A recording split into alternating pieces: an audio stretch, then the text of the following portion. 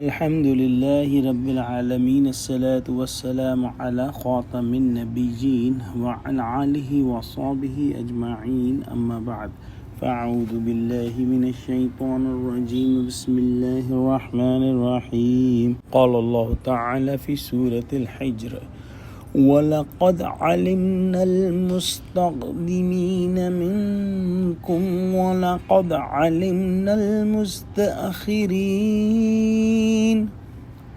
وَإِنَّ رَبَّكَ هُوَ يَحْشُرُهُمْ إِنَّهُ حَكِيمٌ عَلِيمٌ۔ ترجمہ: اور جو لوگ تم میں سے پہلے گزر چکے ہیں ہم کو معلوم ہیں، اور جو پیچھے آنے والے ہیں وہ بھی ہم کو معلوم ہیں، اور تمہارا پروردگار قیامت کے دن ان سب کو جمع کرے گا، وہ بڑا دانا اور خبردار ہے۔ یعنی اگلا پچھلا کوئی شخص یا اس کے اعمال ہمارے احاطہ علمی سے باہر نہیں۔ اللہ سبحانہ وتعالی کو ازل سے ہر چیز کا تفصیلی علم ہے، اسی کے مطابق دنیا میں پیش آتا ہے جو کچھ بھی ہوتا ہے، اور اسی کے موافق آخرت میں تمام مخلوق کا انصاف کیا جائے گا۔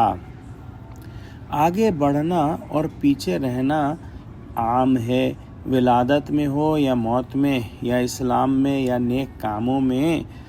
صفوف صلاۃ میں آگے پیچھے رہنا بھی نیک کام کے ذیل میں آ گیا۔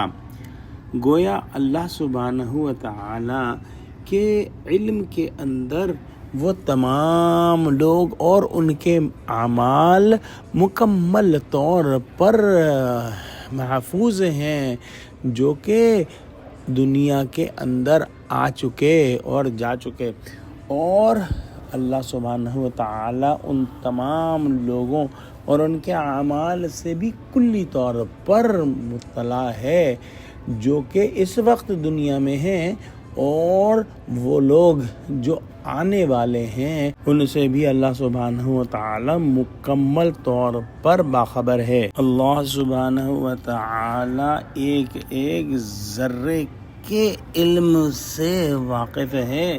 جب اس کی حکمت مقتضی ہوگی کہ سب کو بیک وقت انصاف کے لیے اکٹھا کیا جائے تو کچھ دشواری نہ ہوگی۔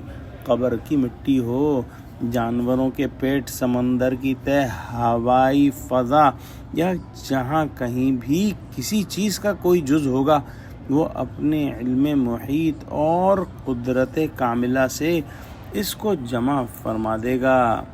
دعا کرتے ہیں کہ اللہ سبحانہ وتعالی ہم کو قرآن کا فہم عطا فرما، ہم کو سچوں سے جڑے، ہم کو صراط مستقیم پر قائم فرما دے۔ اللہ ہمارے دلوں کو اور ہماری آنکھوں کو کھول دے تاکہ ہم ان آیات کو دل کی گہرائی سے سمجھ سکیں۔